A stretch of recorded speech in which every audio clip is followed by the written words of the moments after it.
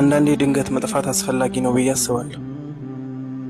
ለማንም ምንም ሳይሉ መሄጃ ሳይናገሩ መጥፋት፣ እዚህ ነኝ መጣው ብለው ምንም ተስፋ ሳይሰጡ ከሁኔታም ከሰውም መራቅ። አውቃለሁ ደስ ላይል ይችላል። ከምንወዳቸው ከሚያስፈልጉን እንዲሁም ከምንፈልጋቸው ነገሮችና ሰዎች መራቅ ደስታን ላይሰጠን ይችላል።